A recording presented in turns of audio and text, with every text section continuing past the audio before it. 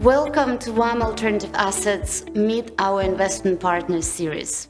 I'm excited to be joined today by Tom Patrick, Head of Healthcare Property at Barwon Investment Partners. Good morning, Tom. Morning, Dahlia. Great to be here. Thanks for having us. Tom, why don't you tell us a bit more about your background and your role at Barwon Investment Partners?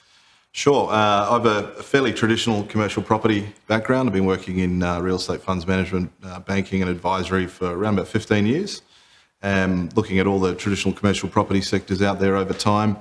I come to healthcare real estate, though, a little bit more through my family business. So the family's been involved in various healthcare operations and things over time. We were actually one of the country's first skin cancer clinics.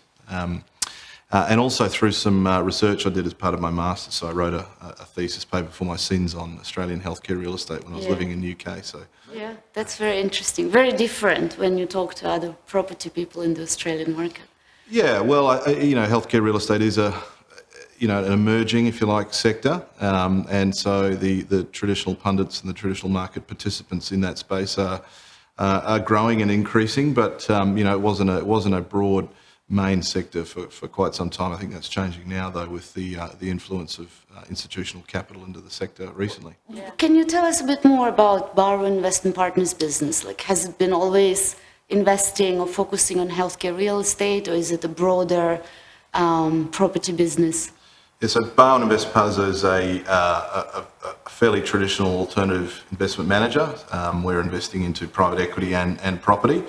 And we look to try and find areas of the market, both in real estate and in private equity, that perhaps are a little less competed, perhaps a little less researched, where we think we can find pockets of value for our clients. So we've been managing institutional capital now for over 15 years, mainly on behalf of Australian superannuation funds. In real estate, that very much rings true. So not only do we invest in healthcare real estate, we're also investing in other alternative sectors like property finance and other spaces that we've looked at over the years. Yeah, and I remember when we met, was it 2013, you were the first fund manager to really look at healthcare property in a scalable way when you attracted institutional capital to go into the sector. Is there a reason or several reasons why healthcare real estate? We've been investing in healthcare property for about 9 years now, and I think we were one of the first domestic managers to manage institutional capital in the sector. Why healthcare real estate and why do some of the institutions like it? Well, I think firstly it's been a terrific performing asset class for investors over the last 18 to 36 months. We've done a shade under 35% in the Barwon Institutional Healthcare Fund in the last 12 months and about 14% since inception. So, incredible. And Tom, how much of it was capital growth and how much income? A bit of a mix. Look, we I think we're right place, right time. We were fortunate enough to have developed quite a large, diverse portfolio. We're now at about $1.5 billion of assets in the fund at the time when the sector really had its moment, I think. I really see this sector as very, essential sector for our society and for our economies, and definitely is supported by this long-term mega trend, like growing aging population, increasing demand for healthcare services. So it does look like a really good sector to be in Australia now. Yeah, well, there's a couple of things there, and you're spot on. One of the things we keep a very close eye on is legislative change, because to me that's the one thing that could pose a risk when you've got a sector that's predominantly supported by government income. Yeah. But thankfully we've got bipartisan support from both sides of government at the moment for everything healthcare. And there are a number of factors, I think, to your point on the mega trends, if you like, or the macroeconomic trends that are at play and remain at play to continue to drive the growth story for healthcare across the economy, not just for healthcare real estate. But the couple that we like to point out is absolutely, we've got an ageing population, so the older people get, we know statistically that, your average Australian will see their GP 4 or 5 times a year. Once they get up past sort of 65, that nearly doubles and then doubles again into your 80s.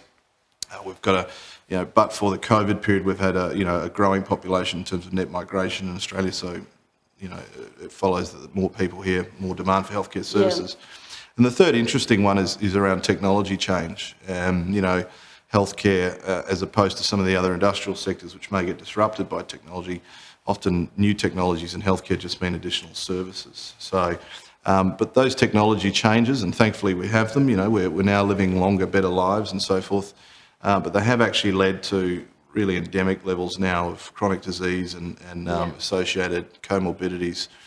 Gone are the days when you had your heart disease and had a heart attack and that was it. Now you have your heart disease and you're treated by 4 or 5 practitioners across a few disciplines, and thankfully we can live a bit longer, but it is costing and requiring more services and more space for all that to work. Absolutely. And that's an interesting point, because when I look at the Barwon Institutional Healthcare Property Fund, it's a range of subsectors within healthcare. So we're not only talking about hospitals, right? No, you have right. assets such as... It's a big universe, and we like that.